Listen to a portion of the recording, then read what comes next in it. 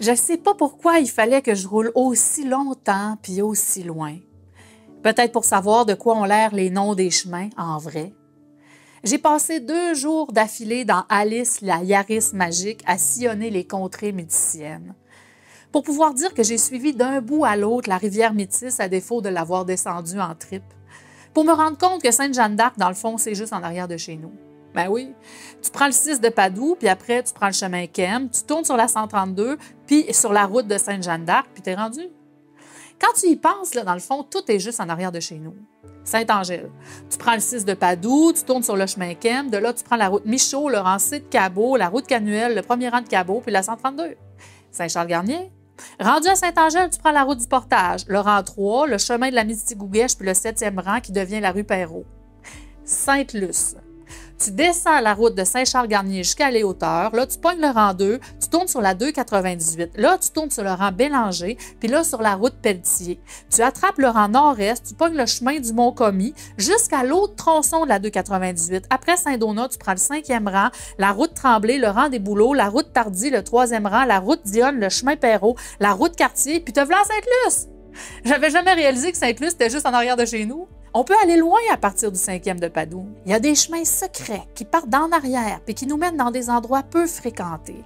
C'est un peu comme le subconscient de la métisse, ça, les chemins peu fréquentés. Puis laisse-moi te dire qu'elle a le subconscient vaste. En 2 jours, j'ai dû arpenter le tiers des chemins praticables en Yaris.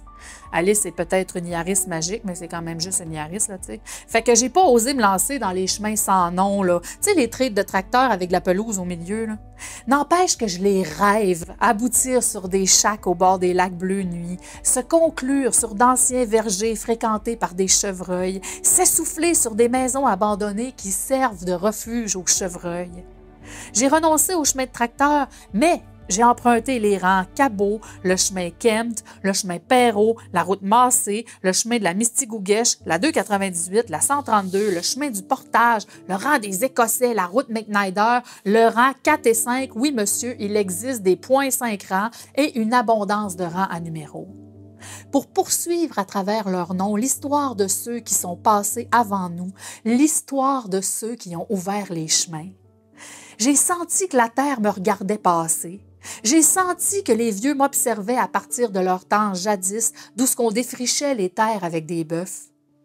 En tombant en amour avec la pointe à Véro, une parcelle de terrain située à la confluence de la Mistigouguèche et de la rivière Métis, j'ai découvert que tout porte un nom ici. Chaque pointe, chaque ruisseau, chaque embranchement de cours d'eau a été nommé et raconte une histoire. Le pont des Ouimettes, la fosse de l'Ours, le pain de sucre, le trou Otis, les lacs Lunettes, le grand remous, l'anse des morts, le cours d'eau du marécage, l'anse au lard, la fosse jolie, la branche de la grande côte, le pont de la beurrerie, le casse-pierre, la fosse du champ de bleuet, la branche Auguste, l'étang Zéphyr, la pointe sauvage, le lac des Trois Vessies, le trou à Eustache, la baie de la Peste, la baie Ragout, le pont Pitt-l'Évêque, le ruisseau de l'Équerre, le lac à Foin. Juste à dire les noms, les histoires partent toutes seules dans ma tête. La voyez-vous, la sorcière qui habite sur la pointe sauvage du lac des Eaux Mortes? Elle a des cheveux en usnés barbus et elle fabrique des lanternes magiques avec des vessies de cougar. Il paraît qu'elle s'en sert pour communiquer avec les noyés de l'anse des morts. Le connaissez-vous, le grand Ouimet qui avait perdu ses lunettes? Il paraît qu'il s'est perdu en allant chercher des bleuets puis qu'on l'a retrouvé 3 ans plus tard avec une famille puis des enfants à 2 kilomètres de chez ses parents. Sur le bord du lac à Foin, il y a des libellules bien spéciales, des libellules turquoises qui parlent avec les ours par des nuits d'octobre glaciales. Quand tu grimpes sur le pain de sucre, tu peux apercevoir au loin l'anse au lard qui se jette dans la baie Ragout. Si tu tournes à gauche au ruisseau de l'Équerre, tu ne seras plus jamais capable de construire une maison droite. Il y a aussi bien des lieux disparus qui portent toujours des noms. Même Google Maps se souvient encore de la gare de Petit-Métis, du hameau de Plourde, puis de la mine de Dufauville. Mais ça prend bien de l'imagination quand tu passes par là, parce que dans la réalité, il n'y a presque plus rien. Quelques traces peut-être, comme un grand pommier à Petit-Métis. C'est tellement frustrant ces noms-là sur des cartes avec personne pour te dire où était l'école ou la mine, qui c'est qui vivait là, pourquoi. Je suis passée 2 fois par Dufauville sans vraiment la voir, puis je suis revenue chez moi comme vide un peu. Ça me fait la même chose quand mon père me dit que le pont qui reliait le 5e de Saint-Octave au 5e de Padoue s'est effondré, ce pont que je n'ai jamais traversé. Les chemins de la métisse, c'est un peu comme notre mémoire. Il y a des choses qui s'effacent, mais on travaille fort à préserver l'essentiel.